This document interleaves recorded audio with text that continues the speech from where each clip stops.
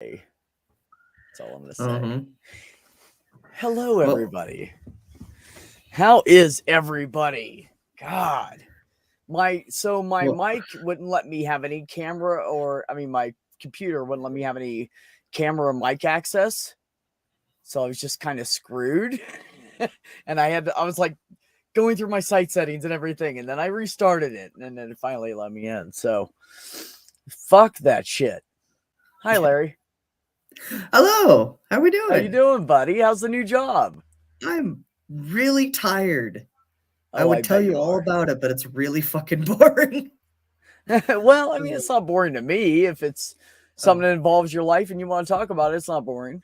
well, today, Beck, we cleaned 85 cocktail tables Oh, and really? polished all the metal standees that hold them. It was great. Oh, oh, that sounds like Uh, fun. this is off season, so like 90% of what we're doing Yeah. right now in between like little small events is we're just cleaning every fucking surface Yeah, ever. yeah. So that way when you're busy, you don't have to clean it. So yeah, Right. so we're Yeah. hauling all the shit out of storage and cleaning it and then putting it back in and all that fun shit. We Yeah. found a place. We got an apartment. I know. I'm so happy I for you, finally, like buddy. after like 7 fucking months of this long nightmare, Oh my we found God. a I little can't even townhouse imagine. that's like down the street from my new job. So hi Ox. That's Ox said hi. great. I Um, know. Krabby's in there. Just so you know, I realized recently Krabby's an old buddy of mine. And oh yeah. she's a sweetheart and awesome and brilliant. And yeah. So um yeah. Yeah. I So Ben was is here as well. I was doing a shot because I'm on the verge of a panic attack. So Oh, buddy. bear with Come me. on. Take a deep breath. Everybody take a No, deep breath with me. no, Come on. like none of you understand. None of No, you I don't understand. And I understand. can't even fucking imagine doing what you're doing every day. I couldn't handle it. I mean, I literally, you know what Yeah. I did yesterday? So let me update you guys, right? So I go in the office yesterday and Heather has this. Okay, so let's reverse a little bit so everybody knows what's going on. So Heather is having a 17-year-old kid move in with her and her kids. Oh. So we redid her garage. Well, she cleaned it out. My brother did a bunch of work on it. We covered up the whole garage door with a false wall to keep the heat in and everything. We made it a big ass because she has a 16-foot wide garage door because she has a nice house. So we made the whole thing a chalkboard. So all the teenagers can draw on it with chalk. So it's a giant fucking 16-foot long, 7-foot tall chalkboard. So pretty cool. And so they came over yesterday and the teenager did. The teenager is an orphan now. His mother committed suicide, ODing when he was 2 years old. He never met her or knew her. Year and a half, 2 years old. And then his dad committed suicide last year on May 10th. And Heather used to date his dad. Yes. So Heather used to date his dad. So they dated for a few months, just said, you know what, let's just be friends. And so now she's taking in a 17-year-old kid because That's his other girlfriend, who he had a previous wife he had a child with, not this kid's mom, took him in this entire time. She's had him in her house since May 10th. And she lives in Albuquerque, and up here she has a rental house, and they've been staying there all week long. She's been driving back and forth so he can continue to go to the school that he's used to, and so he can be around his friends and everything. And like, you know, the least amount of change possible when somebody comes home with grandpa, dad's dad, and finds dad dead in the backyard, and he fucking put a bullet in his mouth. So so this kid's been going through a lot of shit. I don't even know how he has a good attitude about life right now, but he's just Mr. Positive, right? He's chilled. yeah. And she's like, I got to get him in counseling. I don't know if he's done any counseling, and I need to talk to him. And I'm like, just let him settle in. And so she's kind of excited about it, nervous about it. And so they went to come over to bring his bedroom furniture up. And basically he's going to stay there Monday through Thursday night. He's going to go down to Albuquerque Friday night, spend the weekend with the effectively the stepmom, and then come back up to Heather's going to go to school Monday morning and then show up at Heather's Monday night. So that's the rigmarole.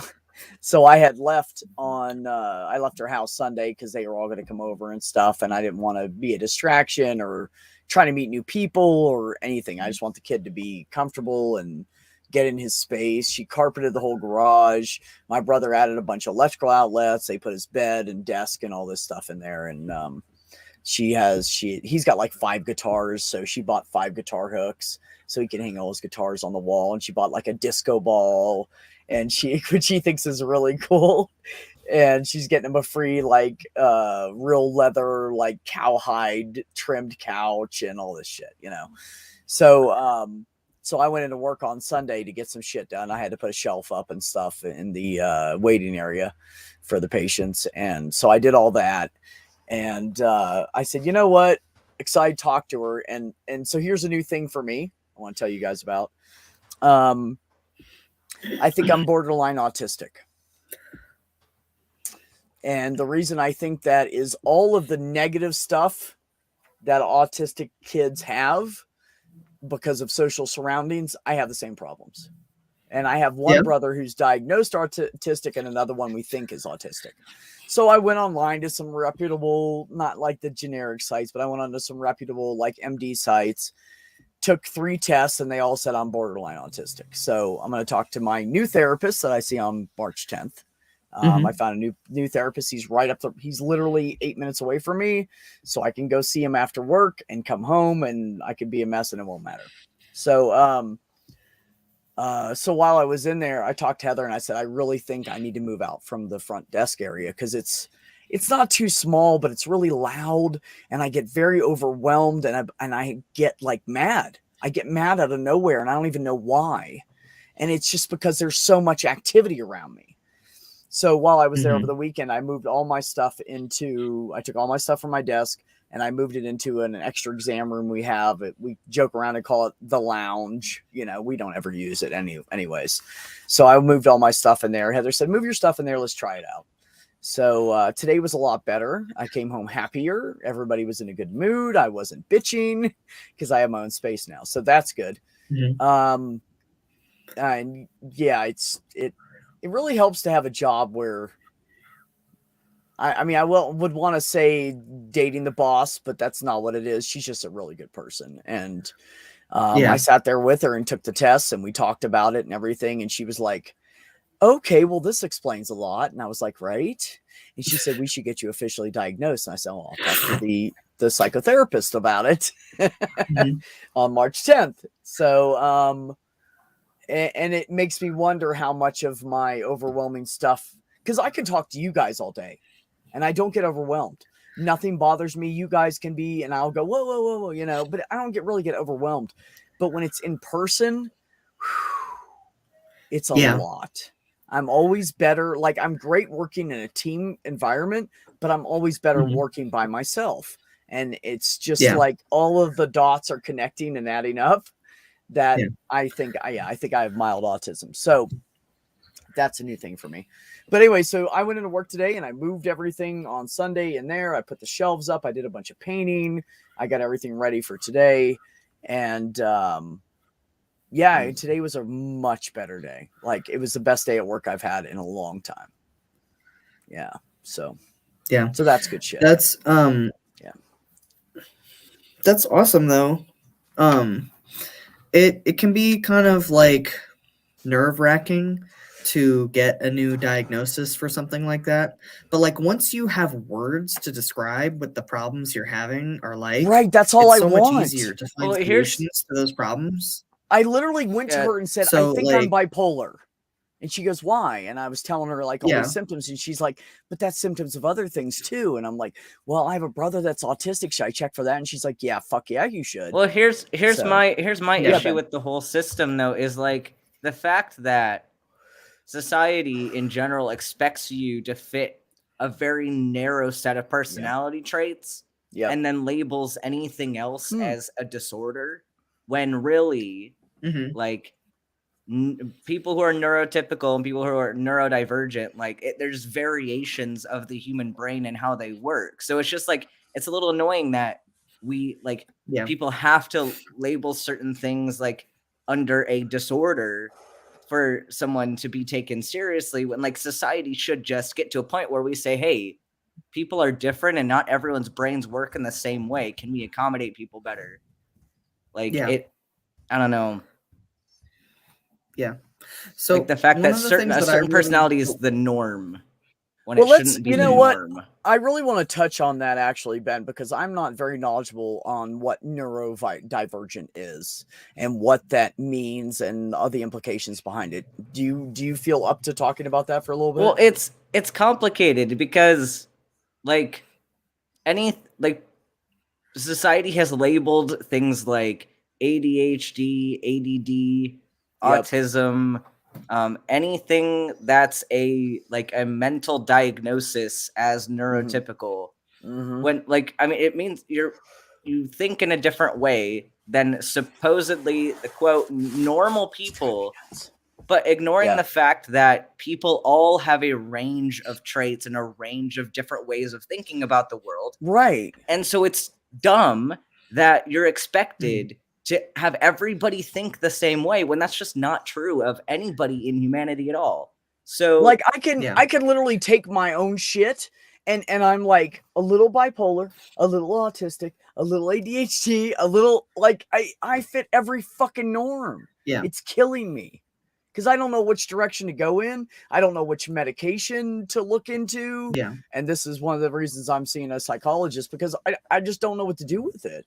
Yeah. There's so many different facets, you know? So one of the things that I've greatly appreciated about my therapist and my doctor is that the diagnoses are not really like hard rules, like truths written into the fabric of my DNA. It's more like you have this aggregation of symptoms or you have this set of problems. Let's look at these problems and figure out what the solutions to them are. So like I have just for like an example, I have auditory sensitivity.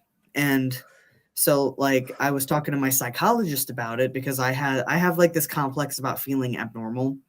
And so like I wear headphones when I go out in public. I wear headphones everywhere all the time, constantly, because I can't process all that auditory information all at once because I have no ability to filter. So my brain is trying to listen to every conversation, every tire moving, everything all the time. And your brain's so going I wear the headphones.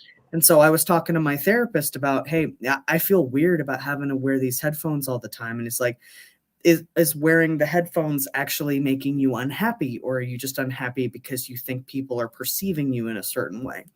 And so like the problem, it's not like a moral deficit that I have an auditory processing disorder, and wearing the headphones doesn't make me a weirdo. It's just a solution to that problem. Right. You know? Yeah. It's like, and I'm just hesitant to call a lot of these things disorders just because like society happens to be built for one type of person, but that doesn't mean that other people are broken because they're not that one type of person.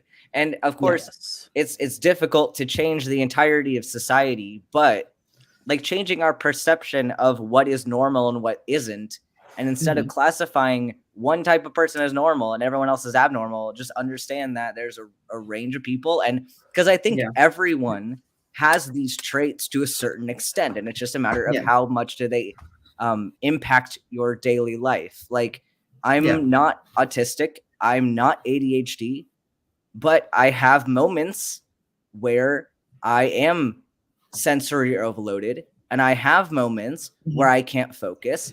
I have moments where my brain goes in directions I don't want it to go. And that's not to say that I have a disorder or that I have it to those feelings to an extent that impacts my life more, but I feel the same things. It's just I have an easier time integrating with what is deemed to be the normal than somebody else. And that doesn't mean that Beck is broken for having more of a struggle with focus and with sensory overload. It just means we have different degrees of those traits within us, and we just have to approach the world slightly differently. And maybe the world, in an ideal world, the world would do a better job at accommodating different types of people. And I think like humanity, especially, it's really dumb how humanity loves categories so much that we love to just like label people. And you notice this with things like how you get the like the psychological astrology that is personality tests, because you're not a personality type. You're an individual with a spectrum of traits on various levels. But for some reason, people love to identify with a label, and they're like, I love to be like this. I love to be a Gryffindor, or like people will so identify so hardcore with this fictional category that doesn't even mean anything. But they're like, this is me. This is my identity. Like, but why do you need that category to be happy? And I know it's within psychology that people do this, but it's ridiculous. And we need to stop doing that. Yeah, no, I agree. I agree with you 100% because I honestly, I hate labels. I fucking hate labels. I never liked the lesbian label. I never liked the straight label. I don't even really like the trans label. I just feel like I'm finally the guy that I was supposed to be, you know? So to me, it's like just another fucking label. And I really hate it. But the only thing I like about them is that it gives me a way to explain myself to people. Yep, exactly. Without going into all the detail. That's the only thing good about labels. Besides that, I despise them because I am just all over every goddamn fucking spectrum everywhere. You know, and so there's no way to pin it down for me. It's impossible. I just people really like shorthands. I just want this guy to like go over some shit with me, let me talk about some shit, and him regulate my medicine. That's what I want. That's what I fucking want. I want someone to fucking figure out, because things aren't always working for me. You know, honestly, the best thing I have done is in the last 2 weeks, Heather told me, you know, because I said, maybe I should just start smoking pot while I'm at work. And she goes, do it. I don't fucking care. So, and she said, half the time when you're stoned, nobody can tell anyway. So you're fine. You function fine. So try it. So I bring my little wax thing. Keep it in my pocket, and I go out to have a cigarette and I smoke a little bit of it, and I'm fucking good. It calms me down. It levels me out, you know, and I'm not high. I'm just, you know, just leveled out a little bit. And it really seems to help me more than anything else does, which is just bizarre to me because, you know, I've been taking like Lexapro for a couple of years now and all this shit. And I mean, it helps with the anxiety, depression part of it, but it doesn't help with anything else, you know? So then I started taking Adderall for my ADD, and that helps with calming me down, but it still doesn't fix like, oh my God. Like, I just want to go get hypnotized. I want someone to hypnotize me and convince me that the accident wasn't my fault so I can just move on with my fucking life. Because this has been 32 years, almost 33 years of fucking hell for me. That's literally, I think I'm going to ask him, do you know a hypnotist? Because it worked for my mom. You know, she wanted to quit smoking. She couldn't quit. She went to a hypnotist and he hypnotized her. In 1973, he hypnotized her to make her think she's allergic to cigarettes. She never smoked a day in her life after that. She would sneeze when you were close to her, cough, be like, it's you. And she starts sneezing because she literally thought she was allergic to it. And like, if that's what it fucking takes, somebody fucking fix me. Like, I'm just 30 some odd years, I'm just over it, man. I don't want to deal with it anymore. I just want to be fucking as close to normal as I can fucking get. I don't like all this shit. I just want it to go away, you know? Like, that's how I feel. So anyways, but a disclaimer, every Monday after work, the ladies decided we're going to have wine tasting Mondays. So I drank a couple glasses of wine. We all clocked out and then went into the lounge, which is my office, basically. And we all we closed the door and sat there and drank and talked for an hour. So I got a little wine in me, got a little pot in me, a little bit of coffee. Speaking of wine, one thing Yeah. that I learned about my new place of work is that we have a whole a line to choose from of spittoons. Literal spittoons. Because they have wine tastings and they have the fancy little silver bucket that you spit the wine in after you taste it. So we have like a whole bunch of these, and they're all like fancy and decorated to different like room styles. So if they want to have the room set in like red and silver, we've got these fancy little rose buckets to spit You the know wine. what my ex-boss does, the last place I worked before I got this job? He has a website online, and he used to do wine tours. Yeah. Because this is a big tourist area I live in, because I'm outside of Santa Fe, but Santa Fe is a big tourist area. So he now that once COVID started, he started doing like online tours. People pay him hundreds of dollars to get a pamphlet to tell them where to go get different wines so they can do a wine tour by themselves. It blows my mind. What? I mean, he's making bank off of an online website that just tells you where to go. People are paying for this shit. Huh. He used to make like $300 off of each person doing wine tours. Now he makes like 150 to 200 off of giving them a map of the area to go enjoy the different kinds of local wines. That is nutty. He's making bank off of it. People are stupid. I found out how much. So some of the weddings we set are like, so we just had a big tasting thing for all of the couples that are getting married in the spring using our location or using our catering service. And I found out how much some of these people are paying to have us like show up and give them food out of a can. And it's like, we are catering weddings that are like $500,000. And we're serving them artichoke dip out of a can. And I'm like, this has got to be against some religion's moral code. It's just a moral thing, right? Like, if you're paying good money, you should get the top of the line homemade shit. My sister back in the day used to work for a big catering company. It was a huge catering company out of Orlando, Florida. Yeah. And I went down there to visit her and spend a couple weeks with her. And my mother and I were fighting and shit. And because I was a dickhead teenager. That's really what it was. But so thank you for that, Kyle. And we will watch out for the your impersonator. And so I would go with her at night because she was working 2 jobs. She was actually worked for the first cellular mobile phone provider in the United States. She worked for US Cellular. Yeah. Wow. And she had a phone in her car. It was the coolest fucking thing in 1987 that I had ever seen in my life. I called my mom that night and go, Susan's got a phone in her car. You know, like, it was really cool.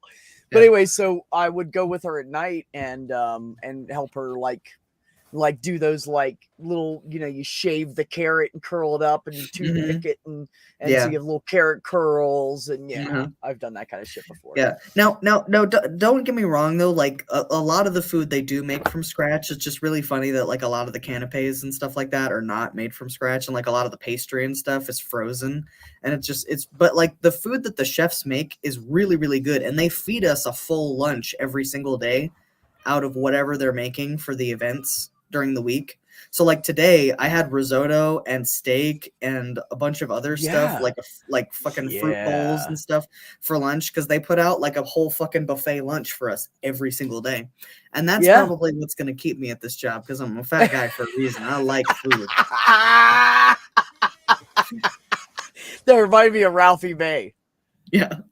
Ralphie May is saying him and his buddy, two big old boys, new Chinese restaurant buffet, and they'd pull up in the parking lot and get out of the car. The car would do that sigh of relief, and then he'd be walking up towards the door, and a Chinese lady would come out and she would say, No, we closed. We closed. It says grand opening. No. We dry cleaner. You go home. Yep. Dude, if you guys have never seen Ralphie May's buffet stand-up shit, is the funniest stuff. He's like, I went to Vegas, and you know what's great about Vegas? There's buffet food everywhere. Ralphie May was the shit, man. The fat man mecca. Yeah, fat man mecca. That's right. It's all you can eat, not eat all you can. Yeah. Yeah, that's good shit. Hi, Dave. So real quick, I just want to say, thanks everybody for coming by. I know we're going randomly in and out of topics here, but that's just where my mind goes. So welcome to my world. So Ben is over there studying, and he's going to have a crazy ass next 15 months. So everybody be patient with him. And if he doesn't show up and talk much, that's why, because he's kicking ass, busting his butt, and trying to become an awesome doctor to help all the rest of us. I love you all, but the internet is not my job. That's right. And I totally dig that, and I can respect that. Yeah, so yeah, mental health shit. I'm sorry for my notifications. That's all right. No, my this job, the time clock is through an app, and the app sends me push notifications literally every 4 hours before a day that I have to work. Oh shit! It's like, you have to be at work in 10 hours. You have to be at work in 6 hours, and I'm like, oh my god, I get it. I'm supposed to go to bed. You have to be at work in 6 hours. That's crazy. No, it's not that early. I don't have to be into work until like 8 o'clock. But my transportation situation sucks, so I got to be up at 5:30 to get there at 8 o'clock. Oh yeah. Well, because you guys are sharing a car, right? Well, he's gonna be at work already, so I have to walk to the bus stop and then take the bus and then walk some more. But once we get moved, I'll be closer to that area, so it won't be as bad. That's good. That's good. Did you guys get it like a You said you got a townhouse? Yep. Nice. Yep. That's great. That's great. You guys all playing. Yeah, we're over. I was actually about to just give you my street address, and I just realized what we're doing here. And we're over at such and such street at apartment C. Yeah. No, don't do that. Yeah. But they're nice little row houses. We actually lived in them when I was growing up.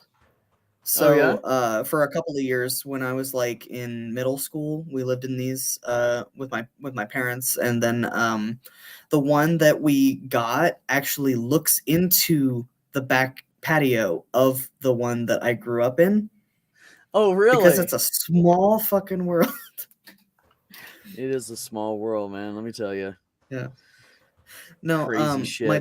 My best story out of that apartment was when they have the units on the end have fireplaces, and we were in the unit on the end, and the lightning struck the flue in the fireplace one time, and my bedroom was right up against the wall where the fireplace is. Yeah. And the force of the lightning strike literally knocked over our bunk bed and like threw me across the room.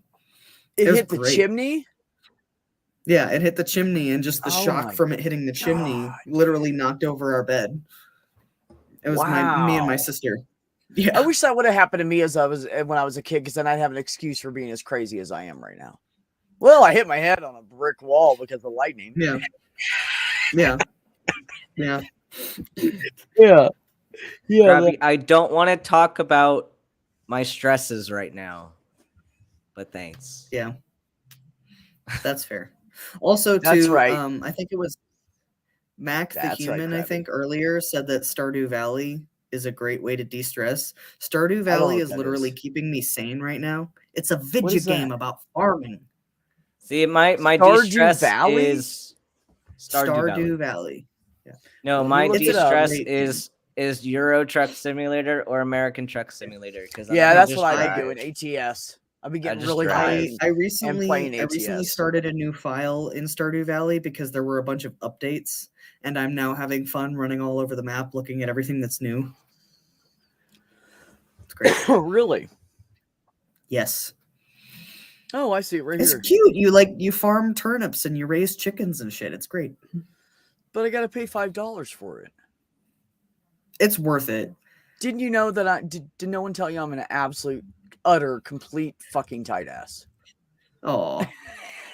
It's made by even an when indie I have developer. money, I'm like, that's because I'm so used to not having money that when I have it, I'm like, no, don't spend. Yeah, it. Beck didn't even buy ATS, so No, Bull bought it for me. The whole game was made by one guy, and he didn't even have a desk to put his computer on when he first started making it. Huh.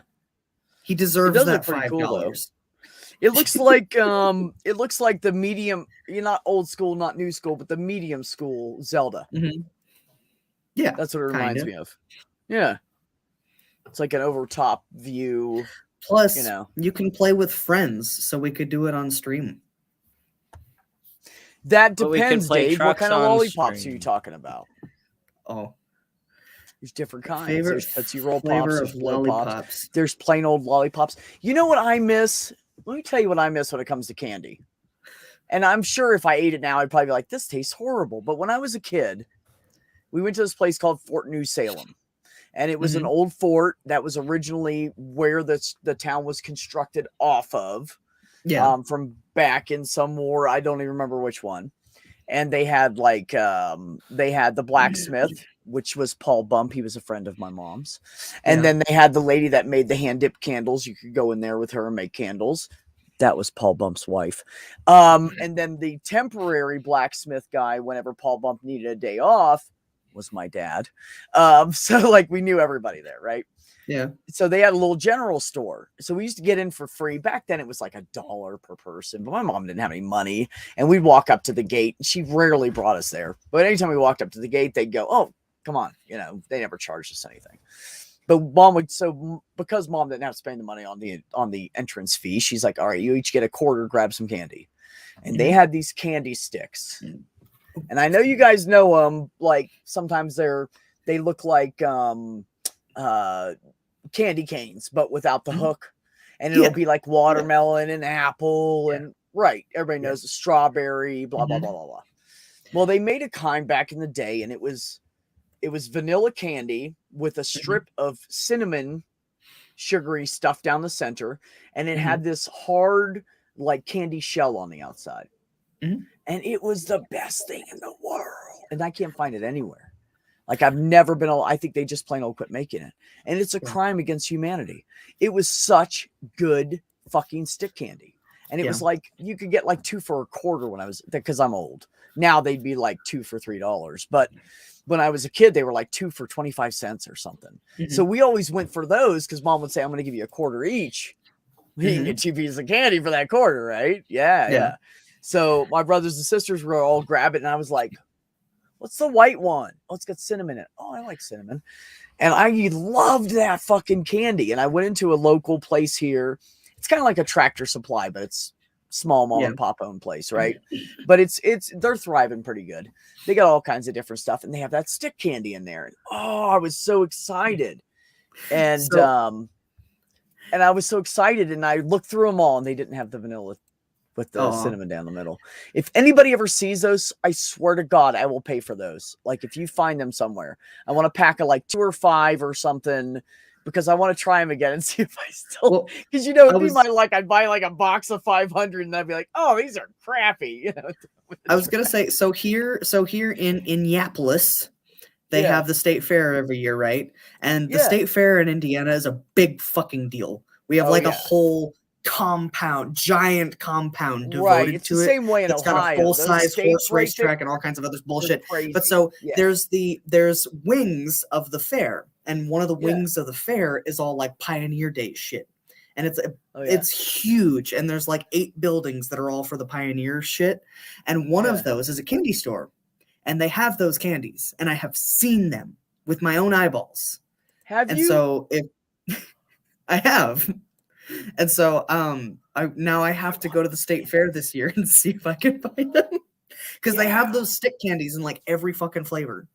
So they have all kinds of like they're off-white, they're the same stick size, and then they look like they have a candy coating on them, and then they have a little brown dot on the top for the cinnamon.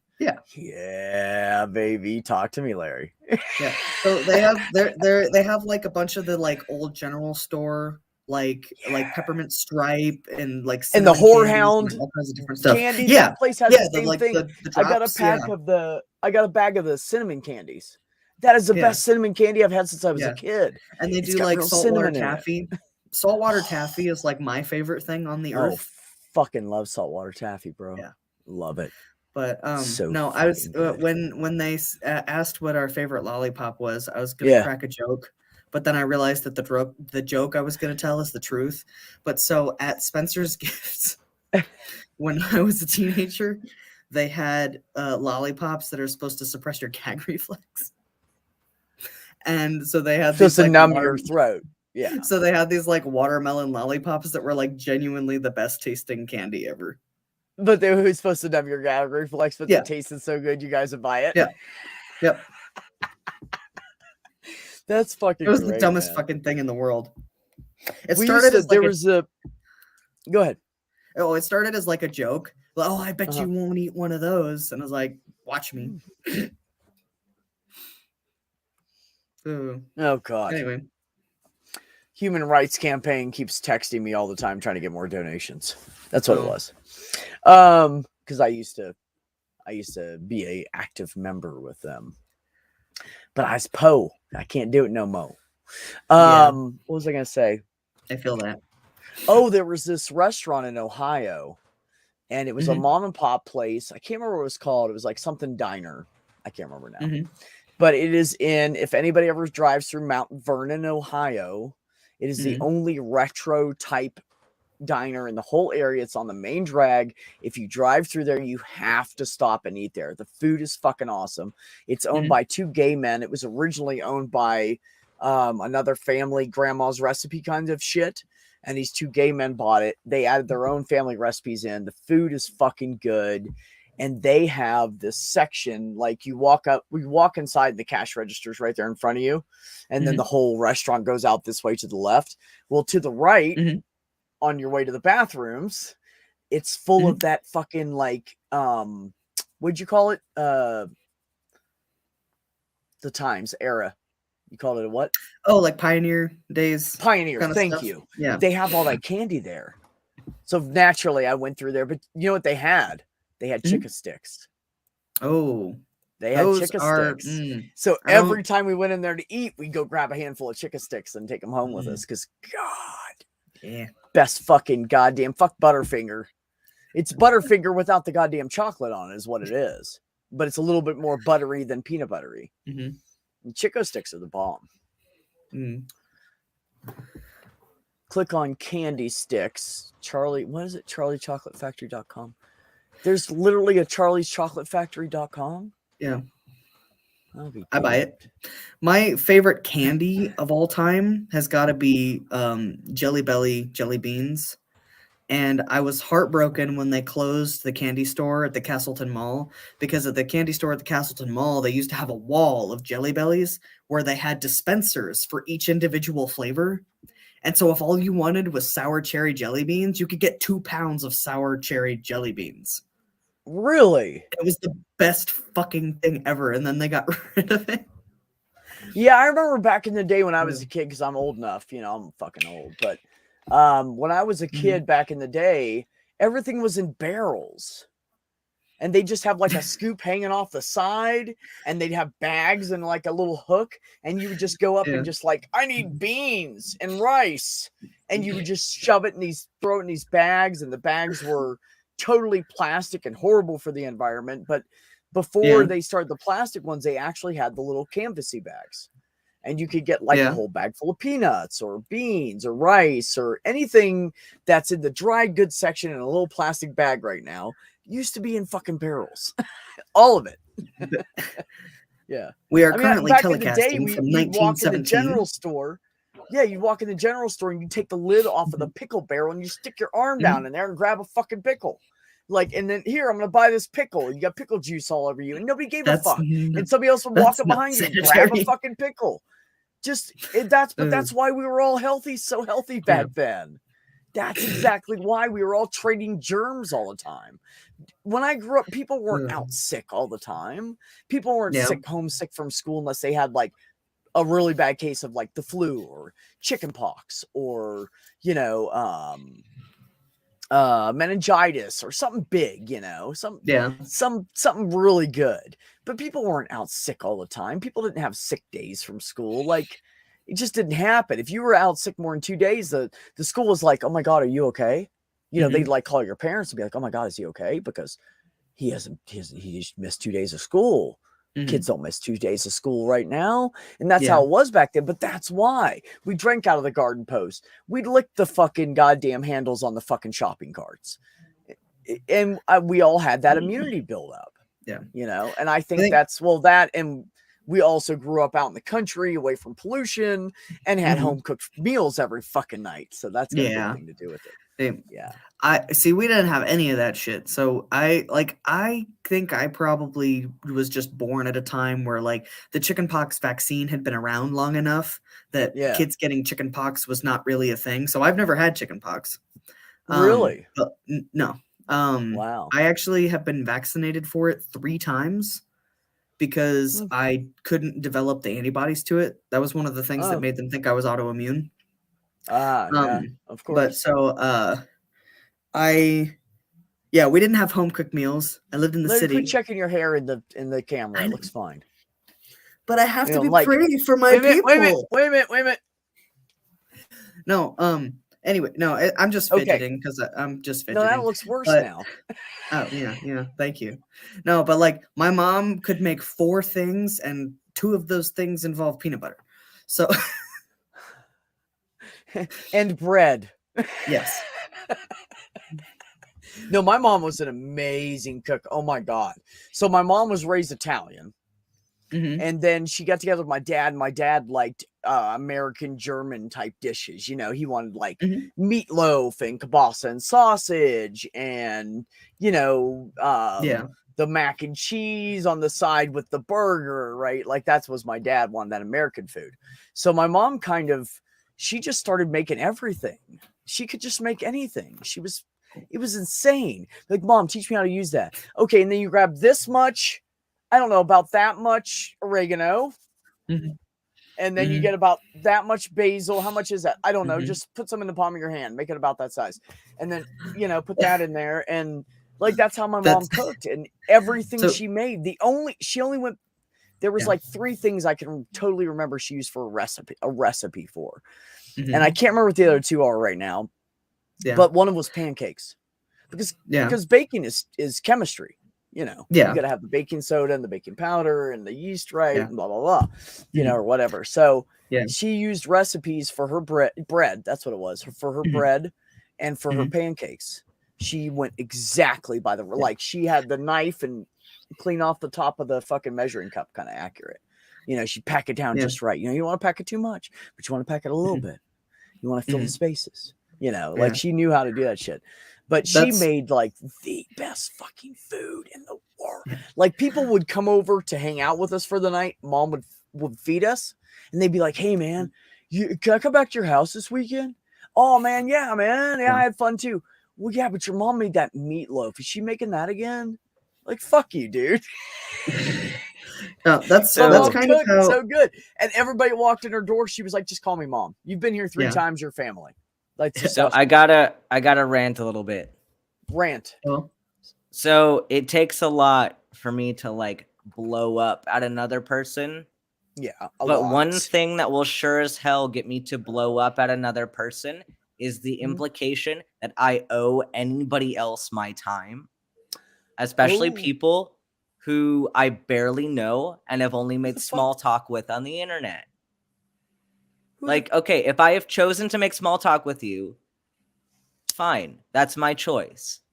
But that does not mean you get to continue to try to get me to respond to you and then get mad when I don't respond to you.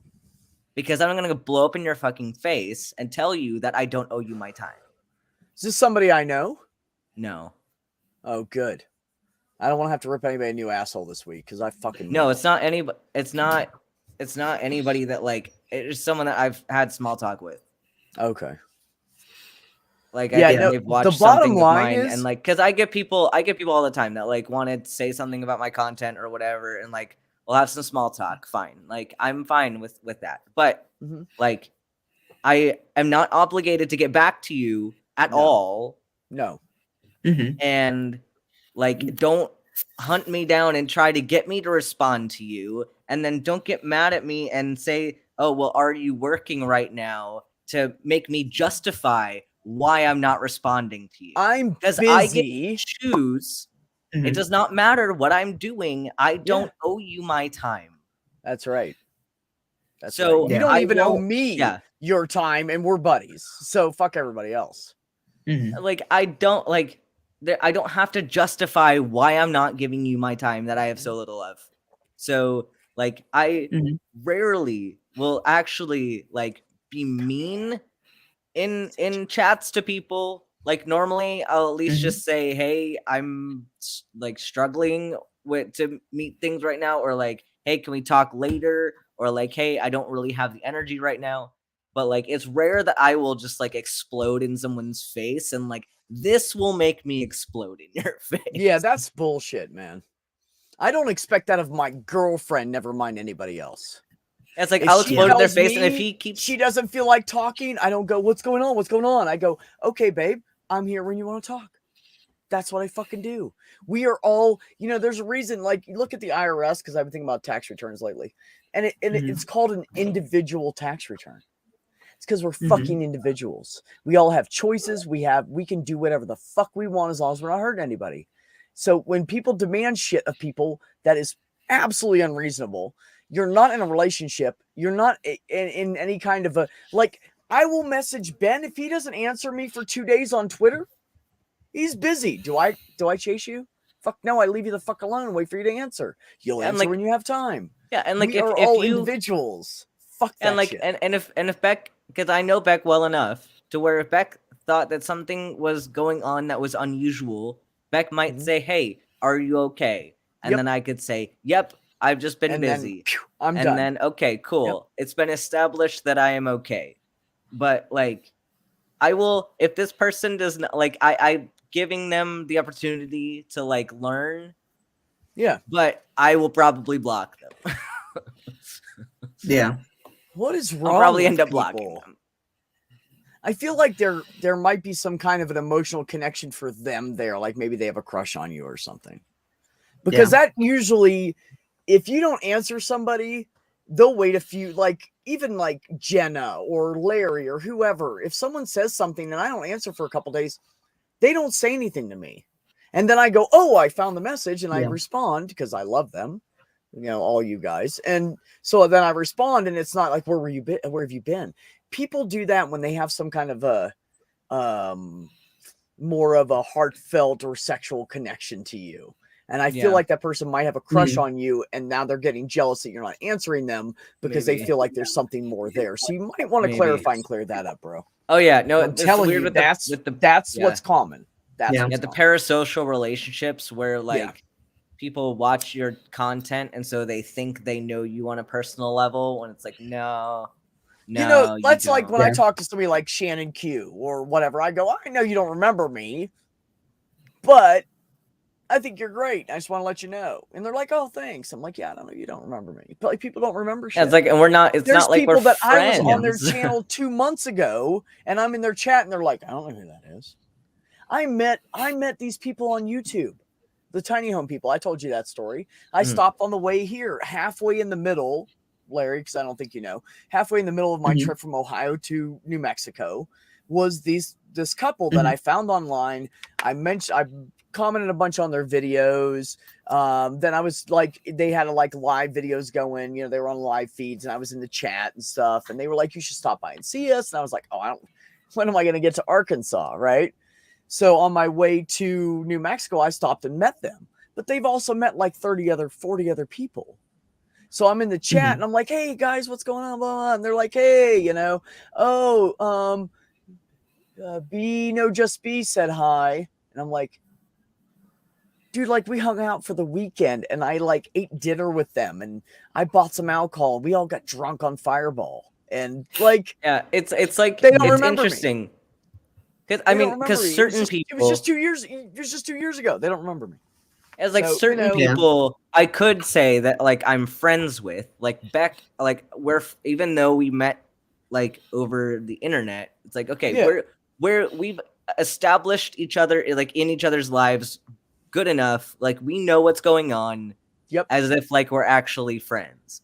Right. Other people in the community, like, sure, I like them as people, but it's more like a coworker type relationship where it's like, yeah, I know you, I see you around. I don't know much about your personal life or anything else. I know how you are in the workplace with you. It's a situational relationship, is what I call it. It's like, and we if interact. You walk outside the workplace, they don't know you. They wouldn't recognize you on the street. Yeah. Well, yeah, and you don't know how they live their lives outside of the workplace. Like, I know how you act here. I don't know how you act off YouTube. Maybe we would be great friends. Maybe we would be awful friends. I am exactly the same right now. Except I get to cut up more because I'm not trying to be professional at work. And I smoke more pot. Yeah, but it's just like certain people, like certain people that I love in the community. Like plenty of people that I love. Yeah. Like, I mean, I love Godless Granny. I don't know her real life. Great. Yeah, like she's great, but I don't know her in real life. Like I don't know. We could get along. We could not get along. Like, it's like a coworker relationship. Yeah, and that's why you got to set those good, solid boundaries, and don't feel guilty if you have to block people, because sometimes, like especially when interacting with people on the internet, there are people that have no boundaries. And so if you want to enforce yours, you have to enforce that hard line to say, you cannot interact with me anymore because you did not respect that boundary. Yeah, absolutely. I wouldn't just block them. I would just tell them. And if they come back with anything except for, I'm sorry, I'll never bother you again, then block them. Yep. Yeah. Yep. I believe everybody, no matter what they appear to me to be or not, I try to give everybody one chance. I give everybody one chance. That's, we met, we talked, you were kind of a dick. I'm going to give you one chance. And it's not the initial meeting. It's one, I give one chance, beyond the initial, meeting them or getting to know them or whatever. Yeah, and if they're a dick a second time, I'm done. Because all you're telling me is you're going to constantly be a dick. And I don't have time for it. Yeah, I feel really bad for the people who do like OnlyFans and stuff because... they like because you have the parasocial relationship there, but then you have all these people who think that you're interested in them. It's like, no, this is a business transaction. Yeah. Well, and that there's like a blurrier line because there's an aspect to the sex work industry where like that's part of the theater of it is you want to create the illusion of that connection so that people consume more of your content, but that's not real. And certain people, they don't have the ability to distinguish what's the show and what's reality. Yeah. They don't get that you're not actually addressing them when you're being flirtatious in your video. Yeah. Yeah. Me personally, I think if somebody flirted with me, I would probably die because I don't know how to deal with that kind of attention from people. I'm going to tell you, when I first met Heather and we started we got together and talked and all that happened, and then we started doing that. You fall into that little flirt thing you do with whoever you're in a relationship with. And we started doing that. I was just like, oh my God, she's flirting with me. And then a month later, I'm like, oh my God, she's flirting with me still. And then 2 months it blew my mind. I was like, I don't fucking know why she's flirting with me, but I'm gonna fucking take it and run with it because she's fucking amazing, But no, Max, your thing's not working again. Your sound's being stupid again. Yeah, your sound's doing the thing again.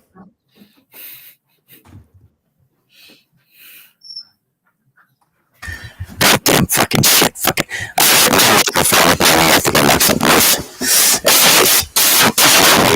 Nope, it's bad again. It's like mega robot. Yep. Super mega robot. I know the illusion has broken. I know everyone out there who thinks that trans people are robots. You're actually correct. Yep. We're all transhumanist cyborgs. Yep. This is just the evidence of that. Hey, Oh no.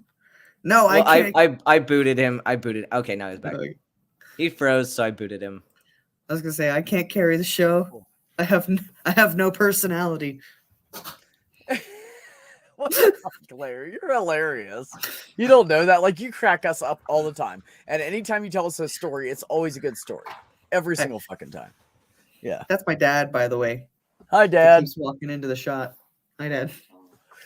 Hi, Dad. I'm Thanks sorry. for putting up with Larry. We love him. No, he thought I was mad at him, and now I feel bad. Oh no, he's been very, very, very, very good to us for the last difficult 7 months. He has been Aw. allowing us to stay in his house, and he has Aw. helped us with a lot of stuff like auto repairs and that kind of stuff. So like Aw, he has been a that's great. tremendously supportive, wonderful human. He has been an amazing dad, is what I'm hearing. Yes. Good. That's great. I have love to hear troubles that. with that word though. So yeah. Yeah. Yeah. That's my my husband's father. You're right. This guy's totally flirting with me. Oh no. Told you. I know, dude. I know things. Well, because he just messaged back. It was like, "I'm sorry, I thought you were gay." I'm like, I mean, I am, but Well, yes, Well, but I'm bi. being, I told you. being gay is not a blanket. no, but the fact that I was nailed it. not expecting this to be a flirtatious thing. Totally nailed it. Be, 1 point that's for not Beth. an invitation. Yeah, Look, wait. I gotta put this in here. Oh, that you were right. I'm a You winner. have to- yeah. I fucking knew That's it. the winner. Because it was You're a processing wiener. as we were talking about it, and I went, oh, wait. I know what the sign of that. I've also had that happen to me. And it's someone Oh, that is spackle. digging you and you ain't feeling Sorry. it. Oh, speaking of things that are going on the interwebs, I did some fun IIHS. things. I want to share some stuff. Go, man. Because I made some pictures. Yeah, I get some Peepus points for that one, Ben. You do get some people's points. So I made a logo for Operation Lavender Kidney. Dude, that It's is beautiful. So I saw it. cool. So I have this Can you one, make and I have the- one. Make the medical cross solid, though. I can't make it solid. Well, I could. I have to draw all over it. But But, just if if that you was send it to solid me- purple, it would be perfect. I feel like that needs to be I have solid purple, though. I have GIMP. If you send it to me, I can just rip it and then I can fill it in. Yeah. So I can do it too. because I have some good software. one. I can send it to you too. Because I have one that with a white background and one with a transparent background. But the Okay. idea is for everyone who's part of the Yes. stream, you put Yes. this in the corner so that everyone knows that this is a Lavender Lady stream. Yeah, man. Send that to me. It looks really good. We should well, no, HS's background is pretty fucking good. I don't know if I want to touch that, but I really like that. Like it's a statement. It's We can of use the course, background lavender too. oriented and medically oriented, and it's actually very delicate. I think it's perfect. Yeah, we for- can use the background too, but then not everyone's going to be able to use the background, especially for like the truck simulator stream. Yeah. And so like we Yeah. need something at least because not everyone can use the Yeah, background just or put the it up in background the might always corner. be Right. visible, but have that in Yeah. the corner and then people will know. I might, you know what I might we're do going. is I might add that in and green screen that because I have a green screen that I can hang up here. I just never use Hell it. yeah. Yeah. Yeah. And then I can made green screen that shit. I made some other ads. I want to make some more like promo stuff. Like what we need to do too. We still need to solidify the auction stuff, and we need Yeah. to get some advertising out for the auction. Like we need to make some media to advert because I know Mel made a little thing advertising her part of the auction, Yeah. Mhm. and Yeah. that was like is bold. It was enticing. Like we need. I'll have to we look need at to it. I didn't even do some see it. things like that. But I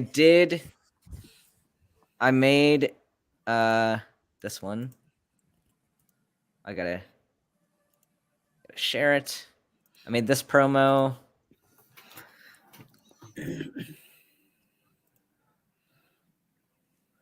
Oh, nice, man. Oh, that looks great, and that ties in really well with the other You gotta send me all this shit so I can. Yeah, send and it then I out made everything. one for the cat because Catnip's starting it off. Because she can make it earlier, and she's got everything blocked off, so she will definitely be able to do that for the ATS truck stream, the Purple Truck Parade. So I made. I need to make a new truck.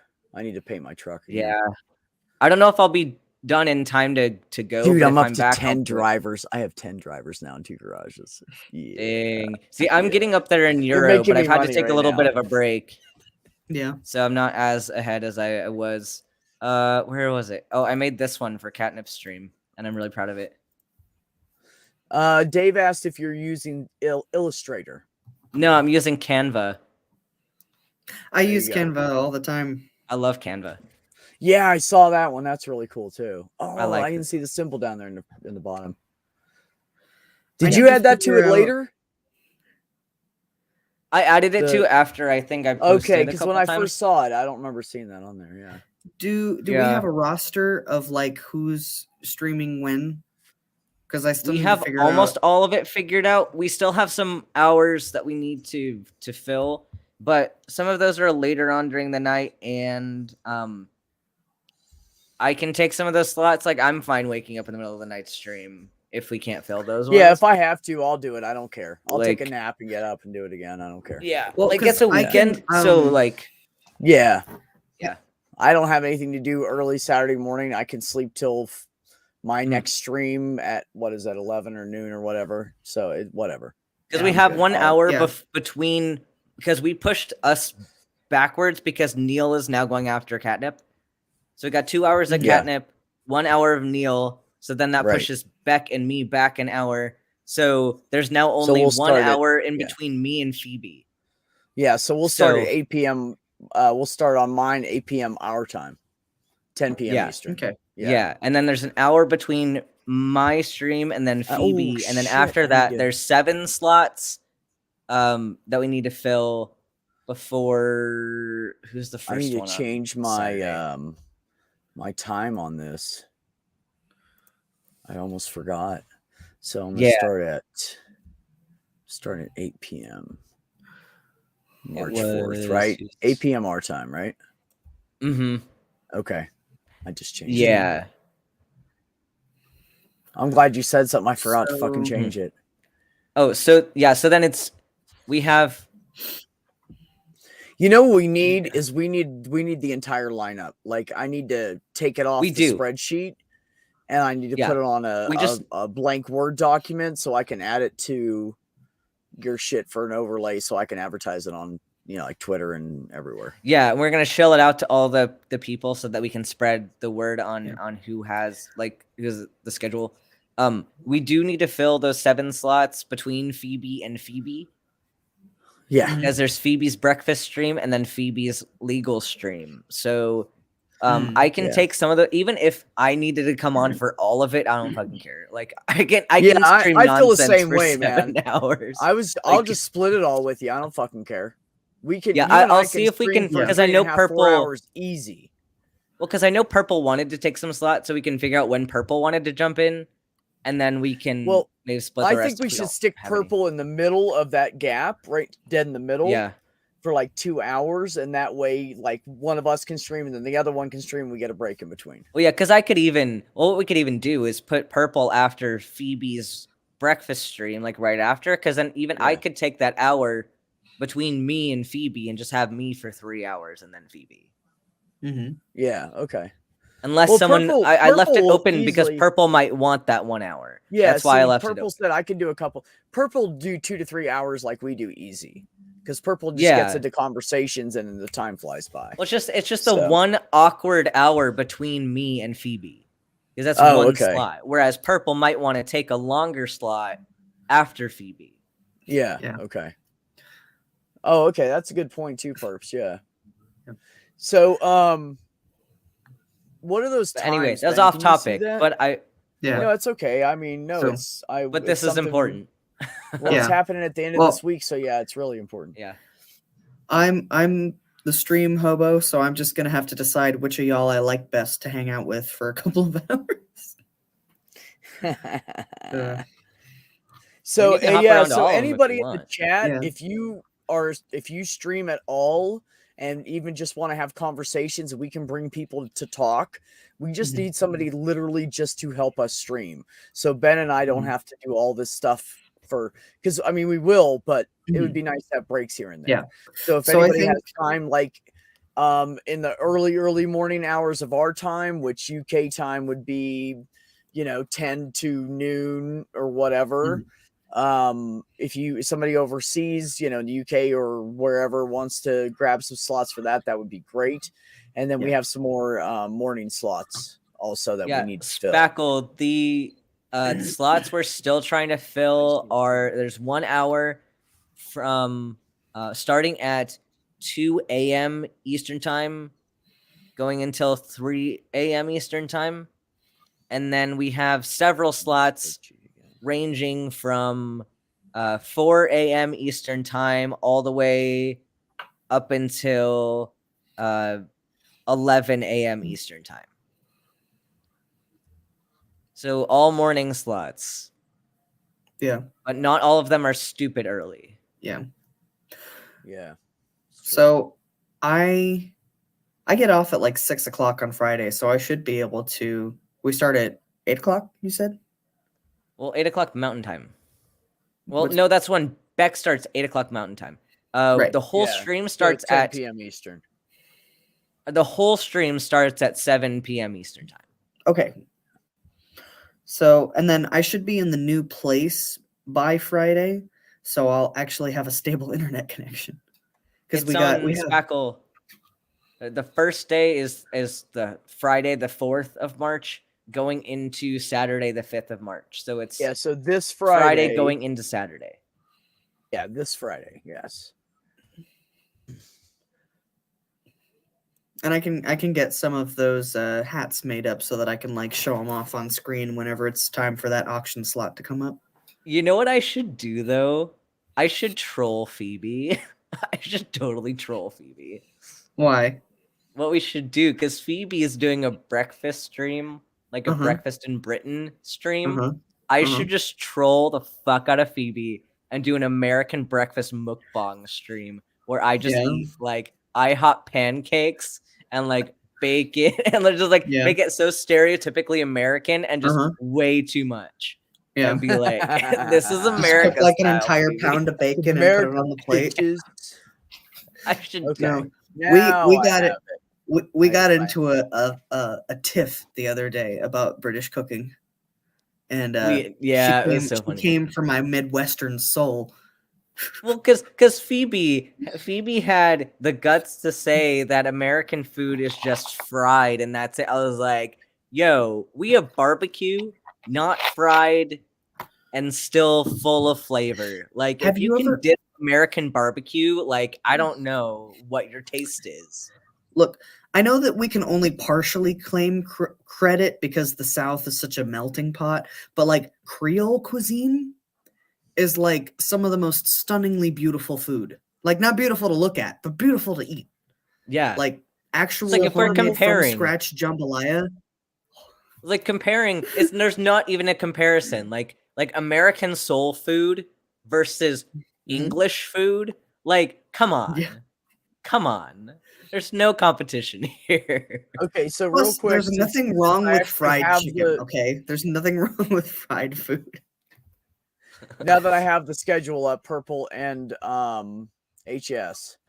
So we have a HS can't do it. Yeah. Okay, well, we have a 2 a.m. I'm just going to say it anyways, in case there's somebody else that can help.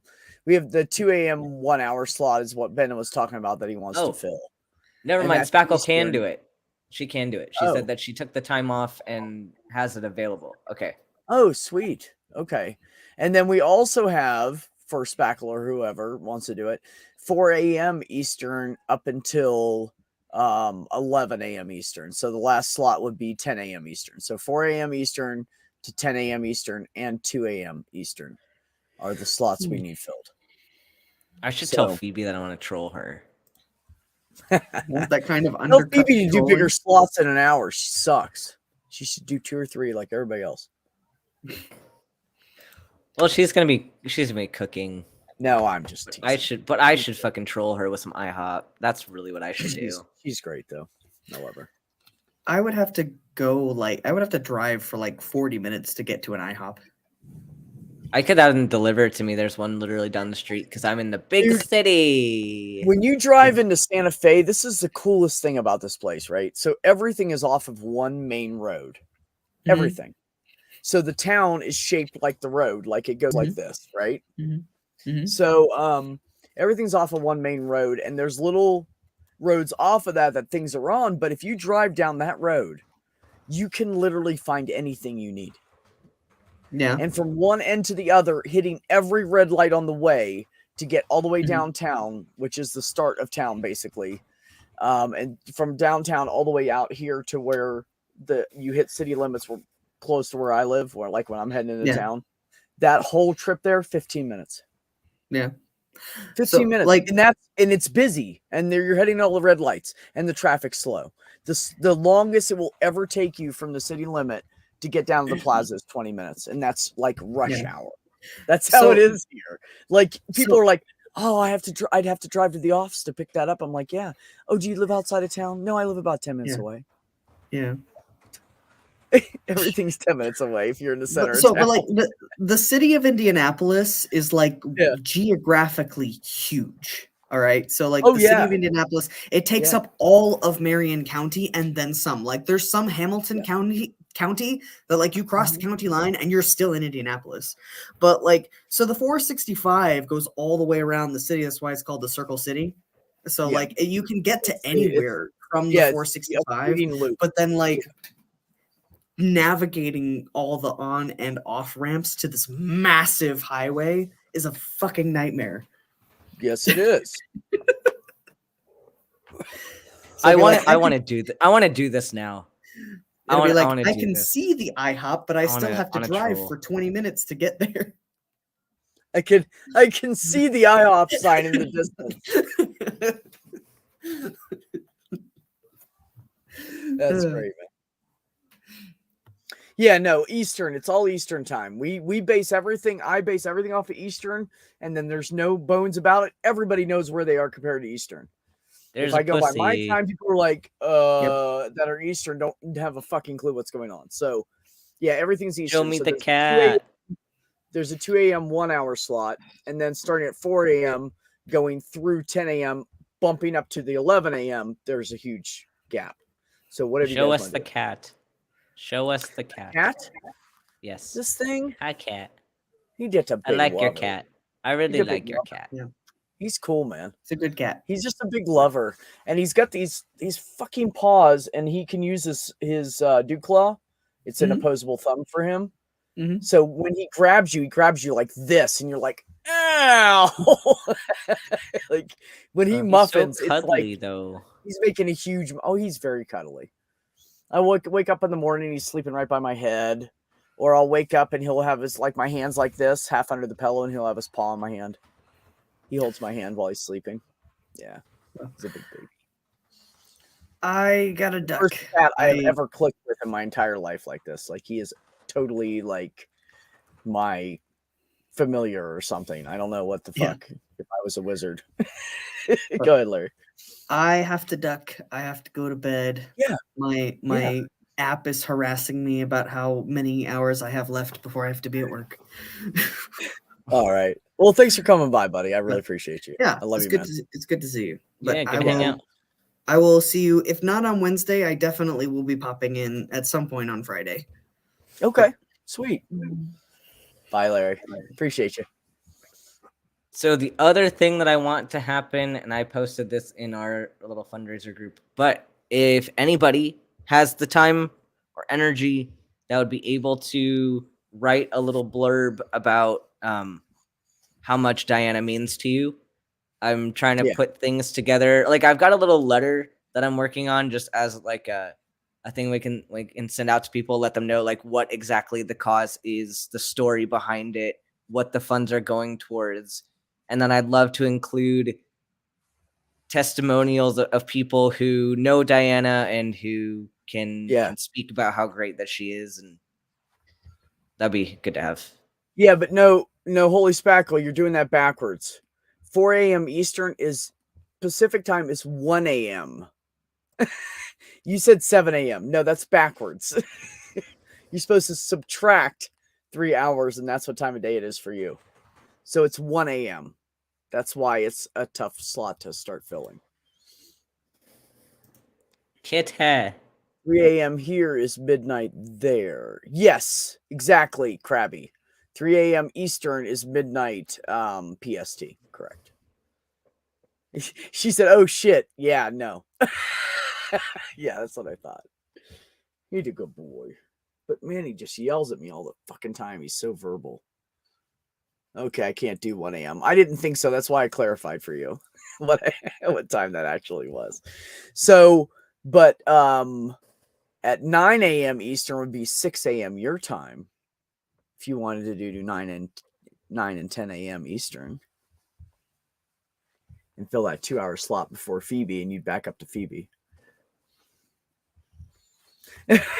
She said, it's funny because I deal with the time zones all the time at work, time for work, and I'm just high. Yeah, I get it. I told you I came home with a wine. Oh, you missed that conversation. I came home with a wine buzz, HS. So I get it. They're like, they buy different kinds of wines, and then like Michelle prints out the thing about the wine with the different ingredients and the hints they should be tasting. She goes to hand it to me. I'm like, I'm just here to drink the wine. You ladies go ahead. Just getting free wine. So I know I need a European. I don't have anybody that would help. I don't think. I know we tried. That's why I got Phoebe, in the coffers and check with. You know who we should check with is Nervardia and Polymathic Jen. Yeah. Yeah, because they're like 12 hours ahead of us. So 1 a.m. their time is our time is 1 p.m. their time. So. Yeah, the UK. Exactly, Krabby. Yeah. Yeah, UK is 7 hours ahead of me, 5 ahead of Eastern. Well, at least Math Pig and Dave are. Critical Cripple. And then I believe Australia is 12 hours ahead of us, or 14. I feel like 14 stuck in my head. 4 a.m. to 6 a.m. Eastern, perps. That's really early, honey. You sure you want to do that? Well, it's 3 to 5 your time. The holy high spackle. Yes, Ox. It's exactly right. It's exactly right. Yeah, so anyways, we have a spreadsheet and stuff. So whatever you guys want to do, let me know. Sorry, I kind of took over there, Ben. I apologize. No, you're good. I just messaged the Aussies on Twitter. So oh, good. Cool. Thank you. Yeah, because if we could get somebody to get that 2 a.m. slot for that hour, and then like 4 to 6 a.m. Eastern, those 2 slots, the rest we can fill. Those are the biggies that, the rest of it is just like 4-6 hours or whatever with purple. Like if I need to get up at 4 in the morning, I can. I'll totally do it. I don't give a fuck. Like we could do my breakfast stream at 4 in the morning, our time. I will eat just a giant thing of IHOP pancakes, diabetes cakes.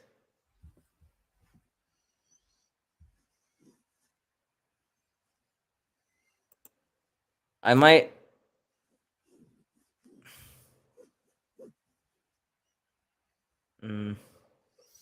Man, I wish I didn't have 6 a.m. I would totally just go take care of Diana and hang out with her and shit. Mm-hmm.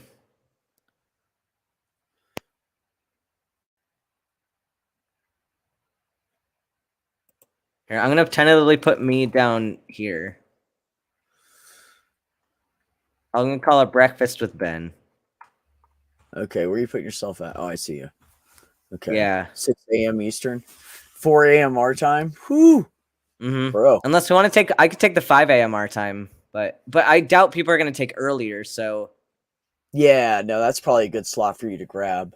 Let's see. So you would end at the night before at 1 a.m. And then if you start again at 6 a.m., that gives us a good 4-hour sleep and eat break. Mm-hmm. I'm trying to think of well, let's see if we can get some Aussies to fill that 1 hour and that 2-hour slot. And then if we can get them to do that and get Purple and HS, then if there's an hour or something left, I'll pick it up. Because that's pretty much. I'm gonna take an hour for breakfast. We can get 2 Aussies or 2 UK people. We're set. Yeah, I can fill in that last hour or two if I need to. It's no big deal. I'll figure it out. Yeah, I'm just gonna sign up for that 4 a.m. slot. Sweet. And then if I need to take another hour, I will. Yeah. But I'll wait to see what other people take. Right. Sweet, man. It is pretty cool with Google Docs that I'm sitting here watching you fucking change it. Like it is pretty neat. Spackle, I'm gonna do a mukbang. We're gonna do it. A breakfast mukbang? A breakfast mukbang just to troll Phoebe. Yeah, bro. Like it's just to troll Phoebe. That's it. I can't believe it's Monday and I have 4 more days to go for the weekend. I know. I have to be at the hospital for a procedure starting at 7 a.m. What procedure? I have no clue. It's either a cath or might be a Watchman. I don't know. It's some kind of heart procedure. Cath would be cool. It's boring when you're not doing it. So you're not assisting, you're watching. See how my hands-on, motherfucker. Like, just put it in my hands and tell me what to do. Well, even the assisting's like basically nothing. Like, it's the person doing the damn cath that gets to have all the fun. That motherfucker with that 22 years experience or whatever. Right. Yeah, it takes 14 years of education to become an interventional cardiologist. So, Kyle, it's a residency and then a fellowship. Oh, actually, Kyle, and 2 fellowships. Sorry, hold on. I have to say something about this. If you show up at every stream for a 24-hour fucking marathon and bring everybody with you, I swear to fucking God, I will like ship you some really good fucking oil because the dogs can't sniff that out. It'll probably come like inside of like a deodorant canister or something, but I'll ship you some good shit. I can get it really cheap here, and I have a cannabis card, and it's fucking good. Yeah. Did I tell you that, Kyle, did I tell you the story that I went into the shop and I had already gone in there and bought some vapes, right? Because I had somebody else buy me some before I got my cannabis card. So I was like, I know I want these vapes, right? And that's where I found the Blue Dream that I agree with you. That is the fucking shit. You don't sleep much anyways. Well, touche. So, and I had gone back in and said, I want to try something else. I need something like a little more I need something really kick me in the ass and make me sleep at night and make my brain stop, So he was like, well, have you tried wax? And I was like, oh, dabs, man. I haven't done dabs in years. I was like, that's still a thing. You guys sell that shit? He's like, yeah, we sell it. And I was like, fuck yeah, give me some of that. So I got a container with a huge lump of wax in it for like 40 or 50 bucks. Really fucking cheap. And I was like, this is fucking great. I'm still smoking on that shit. I've had it for like 2 months now because it just burns so slow. Wax is great. And then I went back in. This is the funny part. So I go back in and I'm like, hey man, I kind of miss just smoking some fucking regular leaf. And he's like, oh, I'll show you what we got. And I'm like, well, how much I don't know. I know street shit. Like, I don't know the terms you guys use, in this like legal society of marijuana. And I was like, so I don't know how much to buy. He's like, well, I don't know. And I was like, what should I get? And I looked down and they had these 3 were on sale, 7 grams worth, a really good price. And I was like, so it was like 7 grams about right. And he was like, sure. And I was like, okay. It was a lot of weed. He gave me 2 baggies, Ziplocky, tinfoil-ish kind of stuff. And then gave me a plastic container that was full. And he was like, there you go. And like the whole transaction, everything I bought, and I bought this and bought that and bought another vape and everything. And like the whole thing was like $110. It's like, I'm like, this is insane, dude. Like I could become a worthless human being and just smoke fucking really good pot for cheap all day long. So, yeah, I don't know. I like the wax and I like the vape. They're very convenient. And the smell level isn't as strong. It doesn't get on your clothes. Some of you'll smell on your breath right after you smoke it, but that's about it. So that's nice, and it's cleaner, and you're not inhaling a bunch of fucking like smoke and carbon crap. But gram for $20 at my vape store. Yeah, but I'm talking about like 7 grams and another vape and something else. I don't know. I don't even remember what I bought that day. I bought a lot Purple, of shit. we didn't give you a slot yet. We're gonna let you choose what slot you want. So if you want to talk about it tomorrow, we can talk about it when you're more up to it. Yeah. So with Ben taking that early morning slot, Purple, I will remind you. I will message you on Twitter. But it's what we have available right now is 4 a.m. Eastern bumping up to the 6 a.m. Eastern. So it's a 2-hour slot. And then we have 7 a.m. Eastern bumping up all the way to 11 a.m. Eastern. So it's 7, 8, 9, and 10 a.m. Eastern is what we have. So if you and HS want to grab either one of those slots, that would be fucking amazing. The middle of the night ones, I don't expect you guys to do, and we'll see if we can get some overseas folks to grab it. So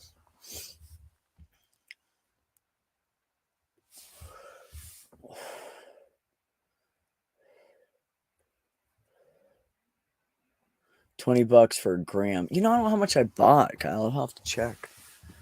I don't have a fucking clue, man. I don't even know where that little container is. I think I keep it in my jacket pocket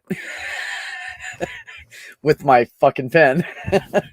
See, but I got a card, so I don't even care. Like, it's so cool here. Like, you'll be at a red light, and I'm like puffing on a vape, and I look over, and someone else is smoking pot too. Like, that's just how it is here. But people don't. They're not stupid about it. You don't hear, oh, there was a car accident and it's because some guy was high. No, that does not exist here. If you hear emergency sounding sirens and you see lights, it is usually either a heart attack or a car accident. That's what's typical. That's the crime here. Or a baby. Yeah, sometimes there's babies, yeah. Because nobody wants to deliver that in their ambulance. You know what's cool, Ben, is on Heather's back porch, she can see the 2 hospitals from her back porch. And you can see the helicopters come in. And she'll go, Taos, going to Christus. I'm like, how'd you know it was coming from Taos? The direction. See that Espanola's here and Taos is here. And like she knows where the helicopter's coming from, which hospital they came from. Because she's lived there. She's been practicing there for fucking 18, almost 19 years now. It'll be 19 years in I think it's September or something. Yeah, she's almost at 19 years.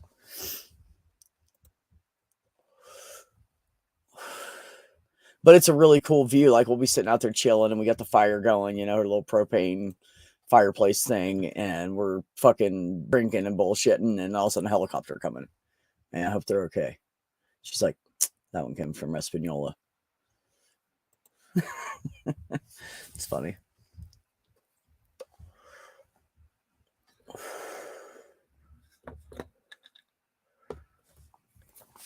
No, Purple, I get it. I used to have random anxiety attacks for absolutely no reason. And I had I finally figured it out that it took a lot of years. It took me like 20 years to figure this out. So when my mom died and she was in the casket, I touched her. And she felt cold and rubbery. And it really fucked me up. I never should have touched her. Don't let kids touch dead people. It's bad. Don't do it. Don't let anybody under the age of 30 to touch someone that's dead, especially someone that they killed in an accident. Really bad idea. I really wish I wouldn't have touched her. So because of that, I have a fear of death. That whole thing with the car accident, everything gave me a fear of death. So I was having anxiety attacks about dying, but I didn't know it. And it took me a good 18 to 20 years to figure out what it was that was doing it to me. I would just lock up. I sat on the toilet one time so long that I had no feeling in my legs and my feet anymore. And I was just sitting there with my cell phone in my hand and I couldn't even fucking use it. And that happened. My ex, the woman I was with at the time, was beating on the door going, "Are you okay? What's going on? You've been in there for like 40, you poop in 5 minutes. Are you okay?" And I'm just like this with my cell phone, frozen, thinking I'm having a fucking heart attack and I can't do anything. Yeah, the same thing happened the first time after I watched that autopsy of that child. I say child, she was 19, but that's a child. No, that's a child. That's a fucking child. I agree. Fuck, man. Yeah, I don't even know how you did that. I mean, I've seen dead bodies. No, it fucked me up. That fucked me up for a long time. You know, honestly, after seeing my mom die, after I see my mom dead and everything that went with that and dealing with that, when I see a dead body, it just doesn't affect me like it does other people. Because I've been hurt so much in that department that you just can't touch me on it. Like, it just doesn't hurt me anymore. Yeah, after a while, I touched my mom, I touched my sister. She was like my twin. You know, like, you just can't, unless it's a family member, it just doesn't hurt me like that. I picked up dead bodies for a living for like 10 months. I picked up like at least one a week, you know, sometimes more, sometimes less, but generally like at least one a week. And it just didn't affect me. You know, my sister was like, are you doing okay with that? And I was like, yeah, why? She's like, well, you know, Mom. And I was like, well, yeah, but I don't know this person. So I can detach, you know. I don't think about who they were. I just think this is a dead body I need to move, and I'm fine. Now, if I start like listening to their family crying and shit, then it'll fuck me up a little bit, but it still doesn't hurt me. And it doesn't like, it doesn't ruin my day or, you know, or I dwell on it or have bad dreams or anything. Like, it just, you can't touch me like that. It just doesn't do that. The trauma before was so great. And I would rather someone be affected by it later in life and be hurt by it than someone to be like me and be like, oh, it just doesn't bother me, you know? Because you got to have something pretty traumatic to happen for you to say it just doesn't bother me. But that's how it is. I mean, I'll do anything to save someone's life, don't get me wrong. But if it's just a dead body that I had to go pick up and transport to the coroner's office for investigation, just didn't bother me. I don't know if that's good, bad, or ugly. Yeah. Hi, Dr. Ross. It sucks. Yeah, that whole thing of viewing dead bodies, I think it's pretty fucked up. It really is. Like, all you need is a picture of that person. You know who's in that casket. I mean, I know some people need closure, and maybe those people should be at a separate viewing, and they could have an open casket later for the people that just insist on seeing them. But I think it's a really bad idea. It's a horrible tradition. Yeah, I don't like it. We don't need proof. We know the person's dead. We do all the paperwork, and it's a lot of fucking paperwork to say this person is fucking actually dead. Yeah. Yeah. And so we don't need that proof of visualizing them anymore.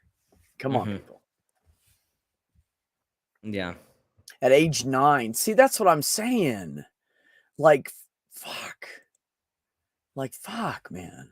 My nieces were at that fucking funeral, and thank the lack of God they don't remember that shit. Because they love their Nana when they were little, and one of them doesn't even remember her. But the one that's a year and a half older does remember her, but just vaguely. Because they were, 3 and 2.5 and 4 when she died.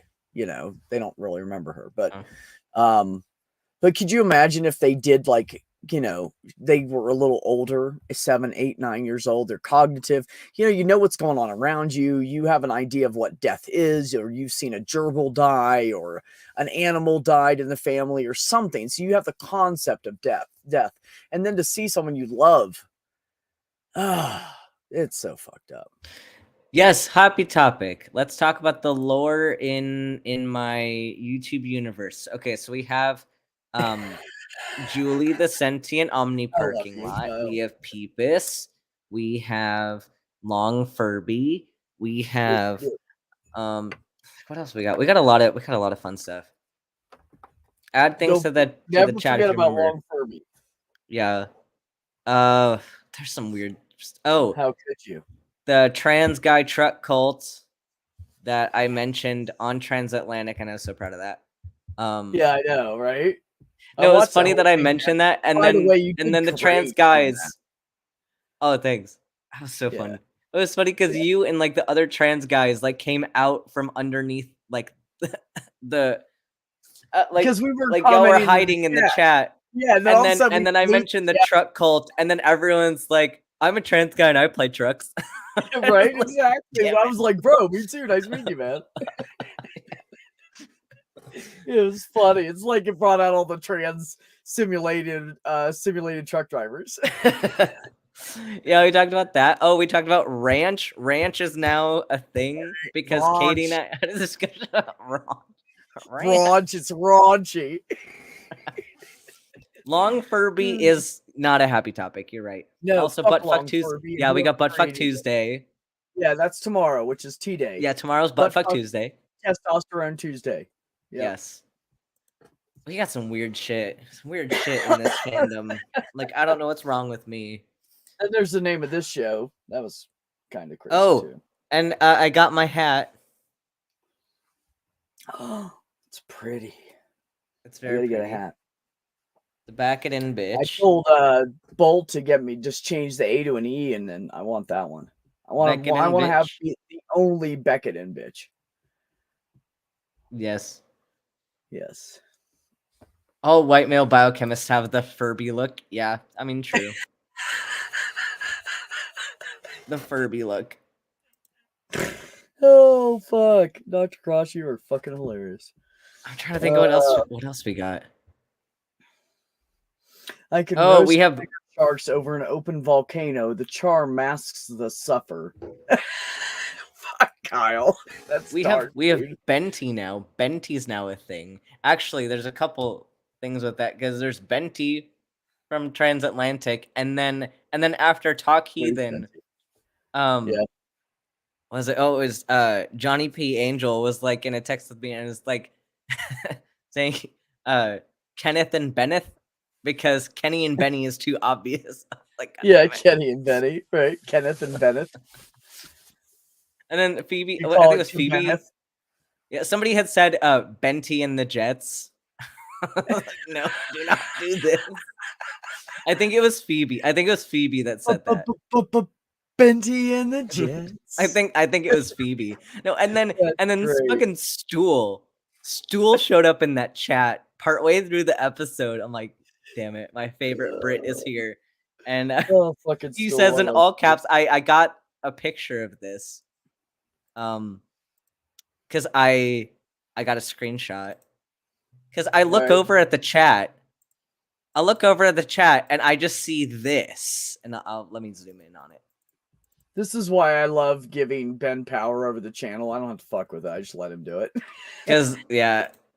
No, but I look over at the chat, and then this shows up. Like, what the fuck?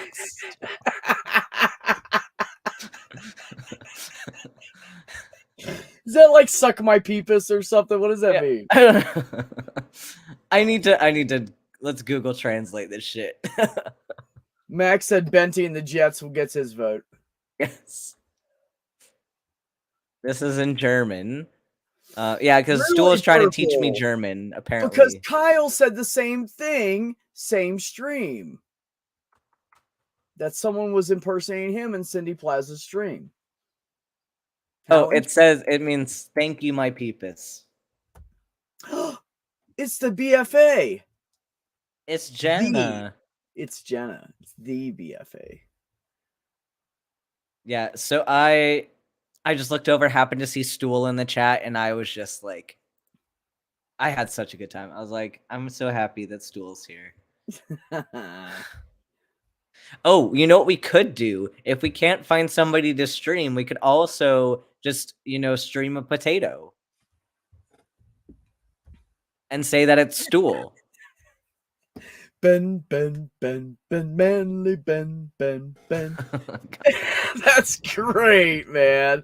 Oh my god, I should do that for you. I bet you I could pull that off with that theme in the background and do it myself. Just change it all to Ben. Everything that's men. Yeah, Ben. I did hear Katie Montgomery say that kiwi goes on pizza, and Phoebe agreed with her. And it just blows my mind the fact that these people don't like mayonnaise, but they're okay with that atrocity that is kiwi on pizza. Like, your taste That buds is are broken. disgusting. Like, their taste And buds are broken. Krabby, I missed you too, sweetheart. I really did. Cindy said it was the 3 people she knew that turned out to be imposters. I've been offline all day, so that's all I know so far. Interesting. Yeah, because Kyle said the same thing a little while ago. Purple Kyle, Cosmic Kyle said the same thing, that he when he first came in, he said if you see somebody that's under my name but isn't modded, block them because it's a troll or an imposter. And now you're saying it, so yeah. So same stream too. So yeah, Ollieman's saying that his computer is a potato. But for context, for people who don't know, that Stool actually streamed a potato. He for did like 8 hours. He did. He fell asleep with the potato on stream. Yeah, streamed a potato for about 8 hours. That was the reference, that we could just, fall asleep and stream a potato. Yeah, see, yep, I got impersonated. And by the way, that is a compliment to both of you, sir and ma'am. Those are compliments. People want to be you. That's a compliment. I don't know why, but I don't know what the point is behind being you. I know, Mac. Nobody impersonates me. I'm not, I can't get even close to 600 subs. Like, no, I get it. I get it, man. I am, but I'm okay with the level of nobody that I am. I really am. I have a great group of people. I have good friends that come on. We always have good conversations. And even if things get a little snippy, it's always, love yous and everybody's cool at the end of it. And so if being a smaller channel keeps this environment like this, then I'm fine with it.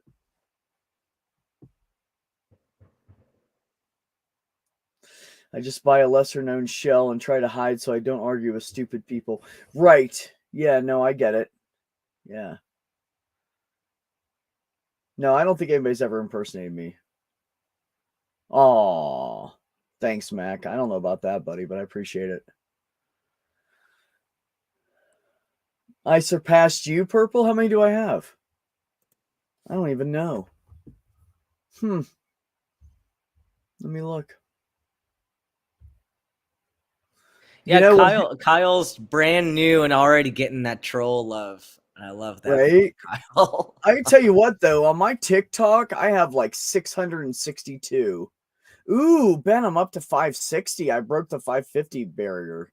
Hell yeah. Hell yeah, bruh. Yeah, on my TikTok, I have like 662 subscribers. And when I started my trans stuff, when I started transitioning 5 months ago, when I started all that, I only had like 32 people. Yeah, you found a community. Yeah. The TikTok communities are like pretty nice. Like the algorithm is a lot friendlier because you can actually get your word out there and not be blocked by stupid YouTube algorithms and garbage. Yeah. Yeah, it's true. And the good thing about it is if you just block and ignore anybody that's any kind of drama, like I've already done that I've had like, I don't know, 3 to 5 people, nothing big, that were kind of like drama shit and trying to stir crap and talking shit or whatever, and I blocked them. But most of the people that are subscribed to me are either, they're all under the umbrella. They're like 75-80% of them are under the umbrella. So they're all, most of them are a bunch of lesbians, because when I got on TikTok, that's what I was labeled as. And so I got in with them just because what are the lesbians doing? I got something in common with them, right? And then when I started my transition stuff, I've actually had a couple of them that were the higher up in the community, well-known people that subbed to me. So I was like, well, that's a compliment, thank you. I'll take it. Yeah, but no, I have some I don't know, TikTok in here. I have pretty good communities. And as far as Twitter, I just ignore the fucking feed and I don't give a shit what people say. Fuck them. Most of the people that are out there talking shit on Twitter will never have their mind changed. The only thing Yeah. about it that I hate is what Ben says is the spread of the misinformation. Yep. That's what's shitty about it. Yes, I haven't been impersonated yet, but I am still getting used to the fact that people like apparently are attracted to me, and I don't understand it. Is that's a new one? Did you just see what The Jonathan lesbians always posted up in to there something. in Twitter? I did, yeah. The woodworking That's tools. really Yeah, fucking. They're nice, man. yeah. No, we got some good shit. We got to make a document, that so we can, or maybe even separate ads for each of the items. Well, so that's that we why I can. was asking all. See, he needs to take some better pictures for me. I asked all of them to send in like a really nice picture of what they were going to make or an example. Like I can make something like Mhm. this that's customized, or I made these specifically for the auction. Yeah. And that's Can that. you Yeah. bet? Can you make little ads for each of the pictures you get? Just like little, like enticing, or even if you want to send me the pictures, I can put a little thing together. It's like, hey, this is not going to be on the auction. Well, that's part of it, though. I kind of want them to describe because I don't know how to describe some of that stuff. Like I want them to give me a description on it too. I think I should. Yeah, you can ask them for that in the Yeah. in the chat. And then, because then that would help me a little bit if I got some help of people. Like if you do the auction advertising, and then I've been doing a lot of the schedule advertising, and then also doing like the kind of the support letter thing to spread out. We do need to still set up like the auction format. Like we got to get that solidified before Friday. Yeah, I don't know. Like Savage is working on. I don't know anything about that shit. I haven't been able to get in contact with Savage. What's going on with her? I know some family stuff. Yeah, well, I knew that. But so I'm like, I can help as much as we can, but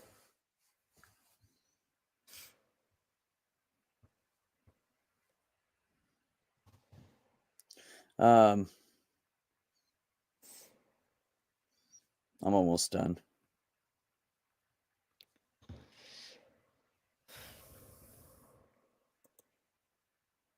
So I think worst case scenario, even we just get a Google Doc set up for each of the items and let people go in and edit. But yeah, it's not fancy, but it would do the job.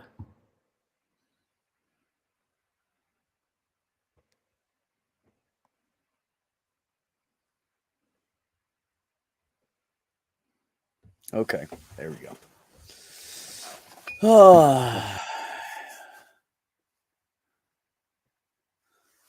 Real life is real life. It happens. Yeah. Just get the pictures, descriptions for the blanket soft girl made. If they're in the Twitter DM perp, I will. Yeah, if you have a description in with the picture of what it is or whatever, then that's perfect. I might have to Yeah, Purple. If you'd like to help.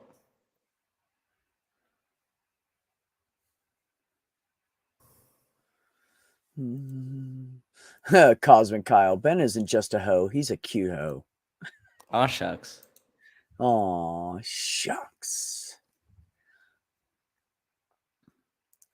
Oh yeah, Krabby, I hear you. Yeah, I need to get a new tower. And you and Dave were talking about computer stuff earlier, and I was like, Ben, Dave, help me. I need help. I need to get a tower, and I need something that's cheaper, and whatever. He doesn't say anything. He just ditched me. Hurt my feelings. Wait a minute. Never mind. I thought I had a tear. But anyways, point is, yeah, I need to upgrade some shit.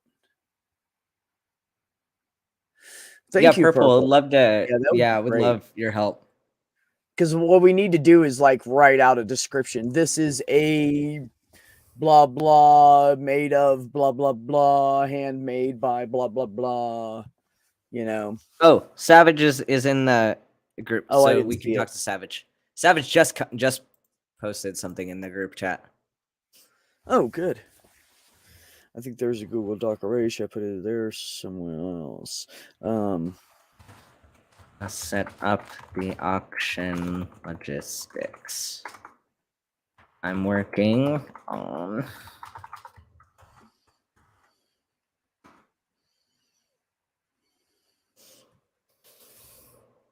We're both answering in the same chat. We're sitting here live. Yep. There's lots of planning that goes on for this kind of shit, you know, guys? Yeah. Does anybody Yeah. have like a generic auctioneer license? That's all we need. Dave, go, Kyle, one of you, go online, spend $15, we'll reimburse you, get a auctioneer license so we can just make this easier and cheaper on us.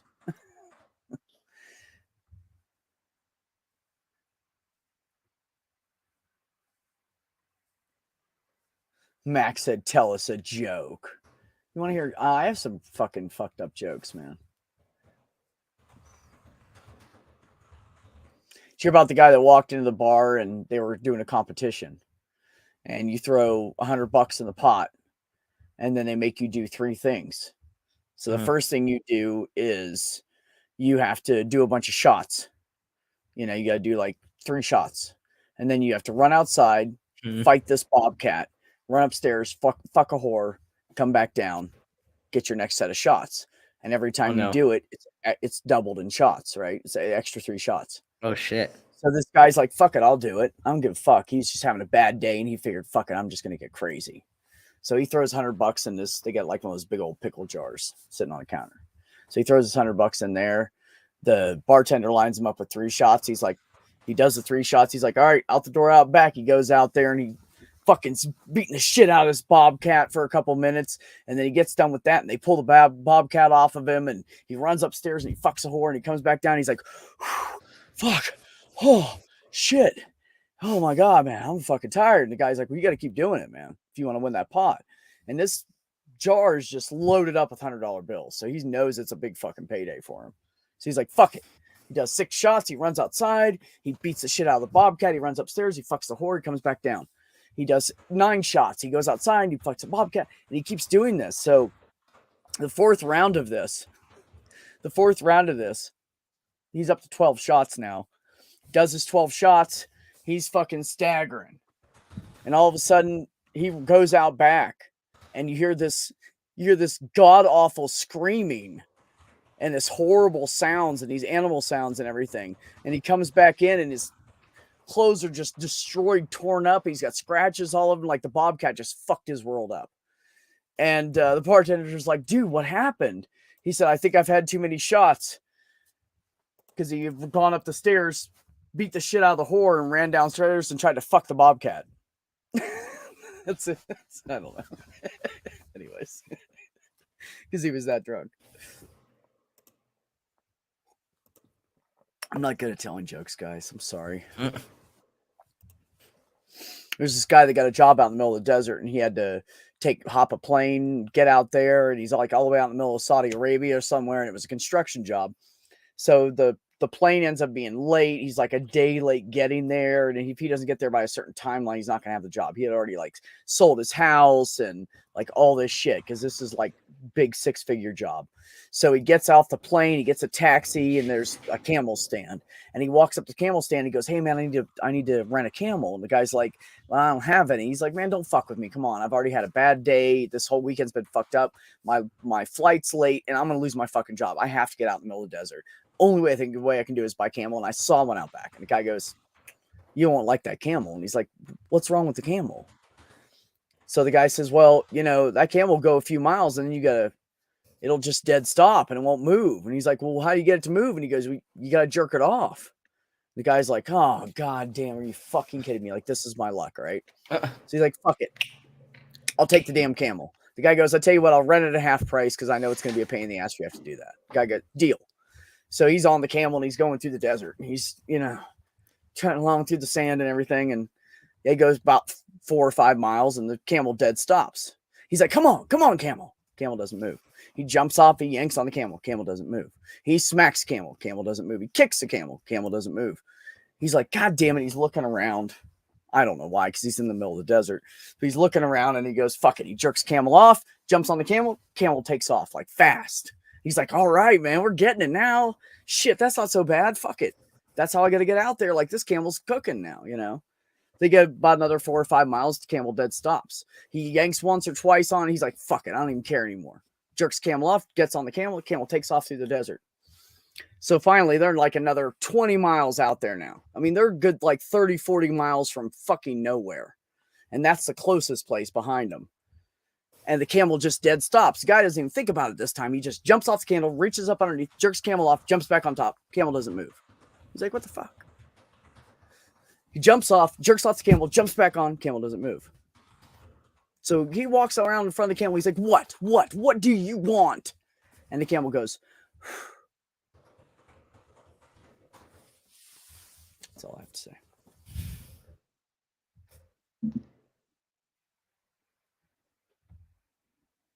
I could get some Peepus merch for the auction. Do people want Peepus merch? I can give Peepus merch. That's a good idea. I can do that.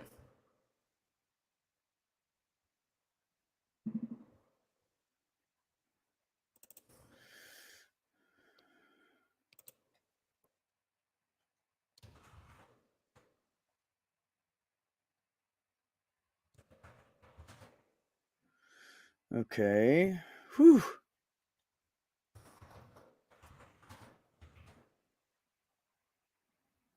Okay, that was a lot to catch up on.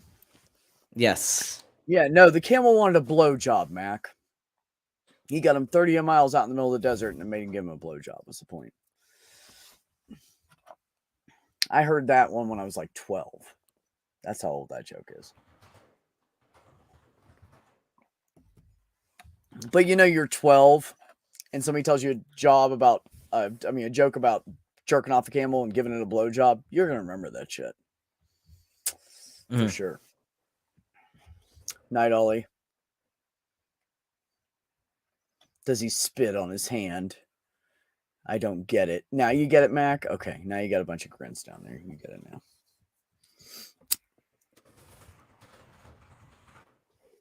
I'm sorry. I thought the blowing was implied. But that's old school shit.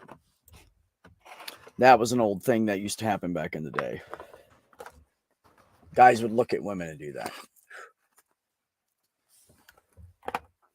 So, I guess I need to change that joke because it doesn't apply anymore. Now that I think of it.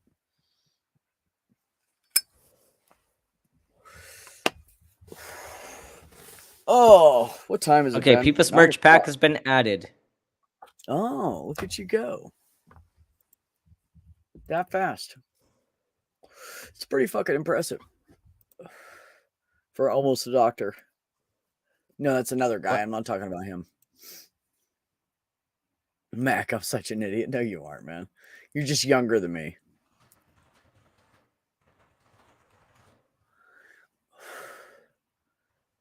Once saw a girl tell a guy that her toenail polish tasted like cherry. I was like, oh no, he's not going to fall for that. But I said nothing and just watched it happen. And he licked her toe. Jesus.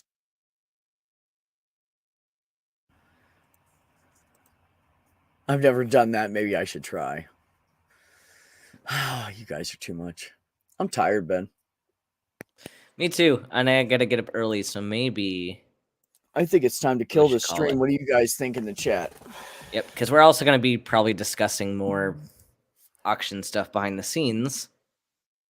So... Oh, we got real body again. Yep. It's okay, because we're about to end anyway. So... Dude, it's 9 o'clock. Yeah. Every time, 9 o'clock. They suck up my internet. Anyways. It's Jesus.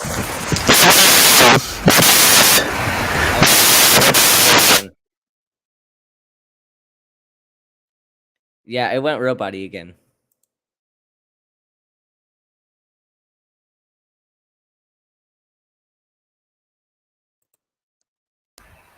Nope, we're not back. You're not back yet. Nope. Anyway. I guess I'll attempt to end this so that Beck can fix his computer or not. Maybe you're back. Are you back? I don't know. Nope. Okay. Anyway. Thanks everybody for joining, and have some peace in your life.